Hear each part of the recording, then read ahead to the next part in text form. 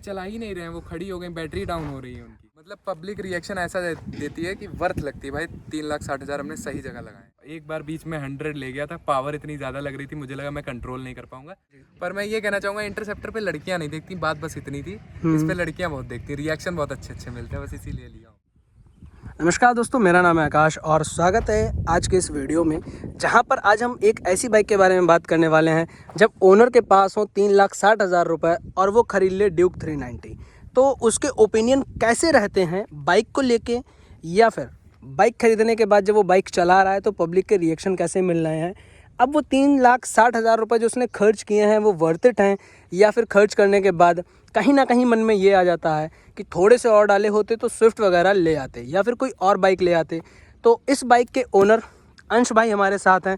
तो सबसे पहले तो अंश भाई बहुत बहुत शुक्रिया हमारे लिए समय निकालने के लिए। और समय है बहुत। समय आपके पास बहुत है। हाँ नहीं, इस काम के लिए तो मेरे पास टाइम ही टाइम है। इस काम के लिए टाइम ही टाइम है। तो सबसे पहले तो अंश भाई एक छोटा सा इंट्रोडक्शन आप अपना दे दीजिए। वैसे इंट्रोडक्शन की ज़रूरत है नहीं क्योंकि अपने हरदोई वाले सारे लोग जानते हैं, बट फिर भी जो लोग नया देख रहे हैं आपको, तो वो थोड़ा सा आपको पहचान जाएंगे। मेरा नाम अंश ठाकुर है और हमारा यूट्यूब चैनल है और मैं बस पढ़ता हूँ और कुछ नहीं है। और कुछ नहीं है फिलहाल, क्लास 12 में पढ़ता हूँ। बाकी भाई आप इनके चैनल को डेफिनेटली चेक कर सकते हैं, जाके आप देख सकते हैं हर जगह प्रमोशन हो रहा है। ये देख लो, मतलब जितनी जगह पे ड्यूक नहीं लिखा है उससे ज़्यादा तो इनके चैनल और इंस्टा के जो लोगोज और यूज़र नेम है वो लिखे हुए हैं। तो सबसे पहले अब मुझे एक चीज़ आप बता दो, बाइक कब खरीदी थी? बाइक हमको हो गया 4-5 दिन हो गए, अभी नहीं, अभी है समझ लो पूरी नहीं है, 4-5 दिन हो गए और ली थी कानपुर से। और प्राइस अभी स्टार्टिंग में बताते हैं, एंड में बताते हैं। प्राइस आप बता दीजिए क्योंकि हम पहले ही बता चुके हैं 3,60,000 रुपये, लेकिन आपके मुंह से सुनना है मुझे। 3,60,000 रुपये भाई इसको खर्च करें हमने, इसको खरीदने में। अब देखिए भाई, 3,60,000 रुपये खर्च करने के बाद बंदा इतना खुश है, तो यानी कि जो रिव्यू है वो पूरा का पूरा पॉजिटिव जाने वाला है। तो अभी अंश भाई मुझे ये बता दो, 3,60,000 रुपये आपने खर्च कर दिया और जितना मुझे पता है पैसे की कमी तो आपके पास है नहीं, फिर भी ड्यूक 390 क्यों खरीदी आपने? मतलब एक शौक था लेना 390। एक KTM की बाइक रखना ज़रूरी था। मतलब एक हमने सोचा था कि हमारे पास गाड़ियाँ तो हैं, मतलब बुलेट वगैरह भी हैं, और हमने सोचा था एक KTM का भाई ऑरेंज कलर भी खड़ी कर लेते हैं घर पे। अभी जैसे आपने बताया आपके पास और भी गाड़ियाँ हैं, तो एक बार आप अपना पोर्टफोलियो बताइए कि आपके पास कौन कौन सी बाइक है। मेरे पास बाइक में बुलेट है, हॉर्नेट है 2.0 जो कि अभी रिसेंटली लॉन्च हुई थी, और रेडर है जो कि अभी रिसेंटली लॉन्च हुई थी, वो भी है, और ये है, और एक रिबॉर्न बुलेट भी है। अच्छा, तो अब ये बताओ, इतनी सारी बाइक्स हैं, अब जब से ये आई है तब से उन्हें चलाने में कैसा फील आ रहा है? उन्हें चला ही नहीं रहे हैं, वो खड़ी हो गई, बैटरी डाउन हो रही है उनकी। बैटरी डाउन हो रही है, ये बढ़िया था क्योंकि इसमें जो पावर फिगर्स आपको मिलते हैं, जैसा मैंने आपको पहले ही बता रखा है, 42 bhp power, 37 newton metres of torque, बहुत ज़्यादा होता है किसी भी बंदे के लिए। अगर उसके हाथ में ये पावर फिगर्स लग गए तो उसके बाद भैया क्लासिक 350 तो ऐसी लगेगी कि जैसे मतलब हम खींच रहे हैं, अपने पैरों से खींच रहे हैं, तो वो वाली फील आती है। बाकी अभी मुझे ये बता दो, इतना खर्चा किया है, इस बाइक को लेके आए हो, तो पब्लिक के रिएक्शंस आपको कैसे मिल रहे हैं? मतलब पब्लिक रिएक्शन ऐसा देती है कि वर्थ लगती है भाई। 3,60,000 हमने सही जगह लगाए हैं। सही जगह लगाए, ऐसा सीन है। अच्छा। लड़कियां भी बहुत देखती हैं। ओहो वो भी रिसेंटली वीडियो आया था, वो मैंने देखा था कैसे कैसे रिएक्शंस आपको मिल रहे हैं। बाकी मुझे भी एक चीज़ बता दो, ड्यूक 390 जो है वो लोग अब जब से ड्यूक 250 आई है तब से थोड़ा सा इग्नोर करने लगे, क्योंकि ये चीज़ आपने खुद देख रखी होगी, ऑलमोस्ट सिमिलर है दोनों बाइक्स को। अगर कोई दूर से देखेगा तो वो उतना आइडेंटिफाई नहीं कर पाएगा। फिर भी ड्यूक 390 क्यों ली? 390 इसलिए ली क्योंकि पावर हमको चाहिए थी, मतलब खूब अच्छी पावर चाहिए थी, नहीं तो मैंने भी पहले प्लान करा था 250 लेने का। पर 250 का क्या था, ये जो मीटर है ना, ये इंस्ट्रूमेंट क्लस्टर जो बोलते हैं, ये वैसा वाला था, 200 सीसी वाला, जैसे ड्यूक 200 में आता है वैसा था। तभी भाई मैंने ये वाली ले ली। और इसका थोड़ा हैंडल वैंडल का भी अच्छा लगता है चलाने में, ऊंची लगती है, बड़ी है। इसके बगल में खड़ी थी 250 सीसी वाली भी, वो थोड़ा मतलब छोटी टाइप की लग रही थी, हैंडल वैंडल मतलब थोड़ा वैसा है उसका, तभी हमको वो थोड़ा पसंद नहीं है, तो मैंने ये ले ली। अभी एक चीज़ मैं आपसे और पूछना चाहूँगा, आपने बोला आपको KTM की बाइक रखनी थी, पावर फिगर्स आपको पसंद है, आप RC के साथ भी जा सकते थे, वो थोड़ी सी ज़्यादा एग्रेसिव लगती, तो उसे आपने प्रेफर क्यों नहीं किया? क्योंकि उसको झुक के चलाना होता है ना, तो इसमें यहाँ मैंने रिव्यू चेक करे थे, यहाँ दर्द होने लगता है, बस बात यही थी। तो मतलब RC पहले वाली मुझे पसंद थी, पहले वाली, अगर वो होती तो मैं वही ले लेता। पर ये BS6 वाली अच्छी नहीं लग रही है मुझे।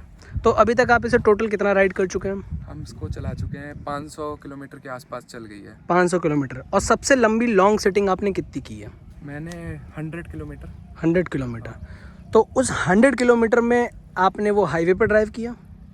हाईवे कानपुर वाली रोड को हाईवे क्या ही बोलेंगे, मतलब ठीक है, रोड सही थी, अच्छी थी। अच्छा, हाईवे तो नहीं था। उस टाइम पे स्टेबिलिटी आपको कैसी लगी बाइक की?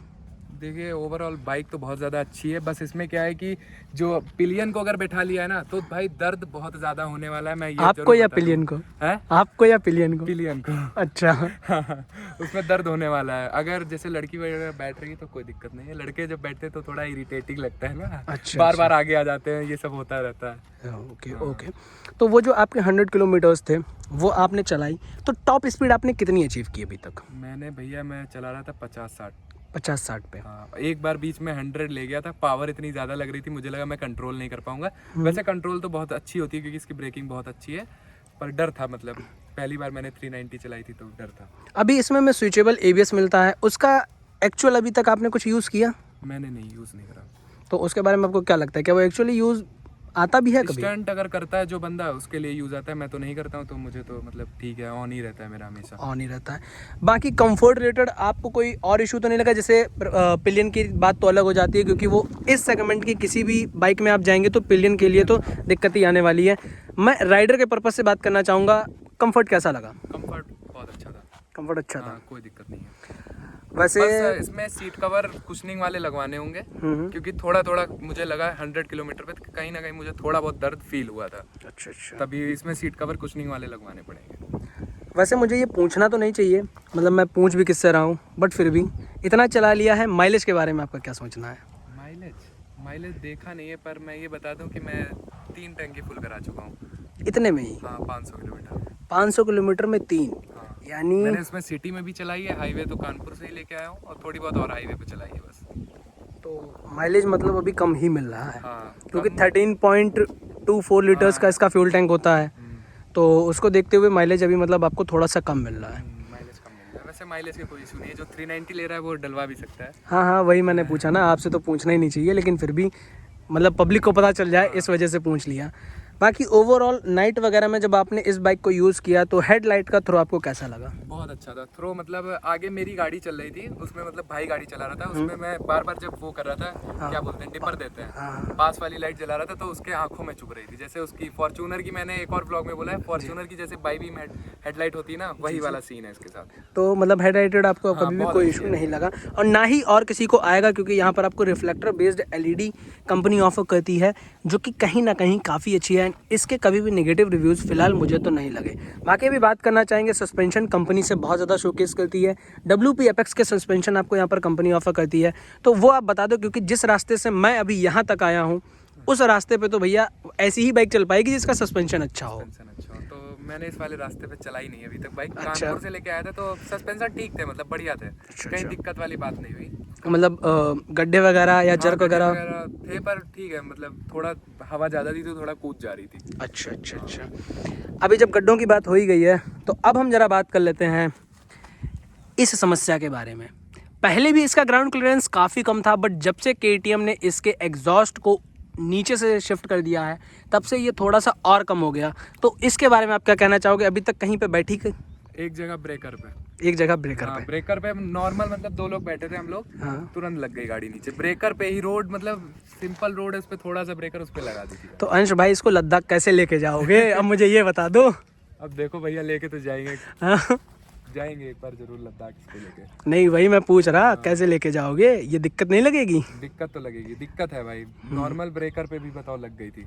तो मतलब ये 3,60,000 रुपये देने के बाद आपकी बाइक जो है वो ब्रेकर पे बैठ रही है, और हम 1 लाख कम देके आराम से कहीं भी घूम रहे हैं। कहीं भी घूम रहे हैं हम, भी कहीं भी घूम लेते हैं, अब पर टेंशन रहती है इसके साथ।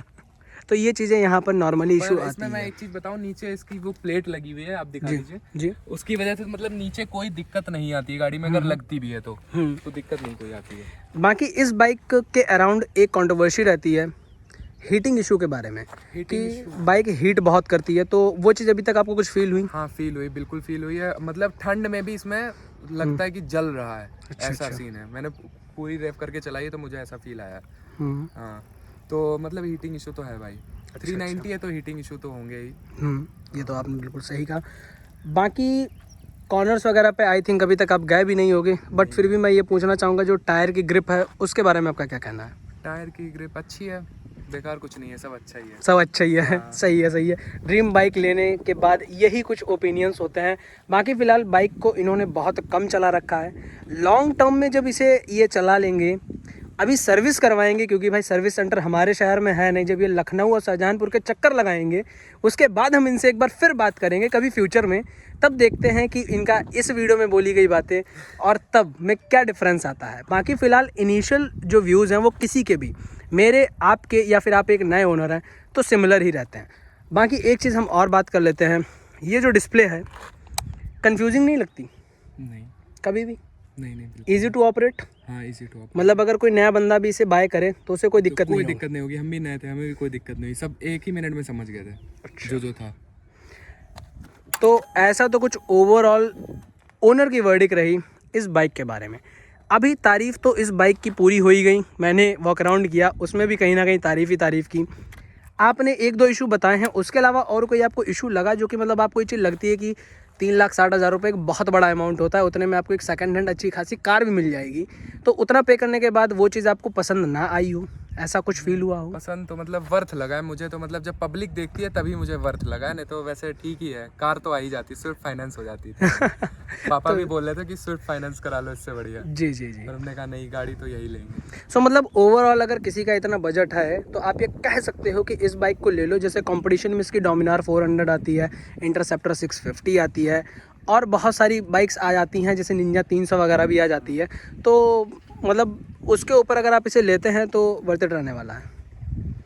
हाँ ठीक है, बढ़िया है, वर्थ है। हाँ ठीक है, बढ़िया है, हाँ, सब सही। बढ़िया है। चलो सही है। तो ऐसा नहीं, तो पर कुछ ऐसा है KTM की बाइक्स ज़्यादा लोग देखते हैं। इंटरसेप्टर हमारा प्लान था, एक भैया थे वो हमसे कह रहे थे इंटरसेप्टर ले लो, वो हमसे नाराज़ भी हो गए। जी। पर मैं ये कहना चाहूँगा, इंटरसेप्टर पे लड़कियाँ नहीं देखती, बात बस इतनी थी। इस पे लड़कियाँ बहुत देखती, रिएक्शन बहुत अच्छे अच्छे मिलते हैं, बस इसीलिए लिया हूँ। चलो देख सकते हो, मतलब एक ये रीज़न भी कंसीडर करने के लिए हो जाता है, क्योंकि इस एज पे भाई ये हो या हम हो, कभी भी बाइक पे चलते हैं तो ये चीज़ फीलिंग रहती है ना कि हमें अटेंशन मिले थोड़ा सा, तो वो तो चीज़ यहाँ पर नॉर्मल सी रहने वाली है। बाकी ओवरऑल ऐसा कुछ रहा ओनर का एक्सपीरियंस मतलब हम ये कह सकते हैं कि फर्स्ट इंप्रेशंस, क्योंकि एक्सपीरियंस अभी हम इसे प्रॉपर नहीं कह सकते। जो प्रॉपर एक्सपीरियंस है वो सर्विस वगैरह हो जाएगी, तो उसके बाद हम इन्हें फिर से बुलाएंगे और फिर फुर्सत से बात करेंगे।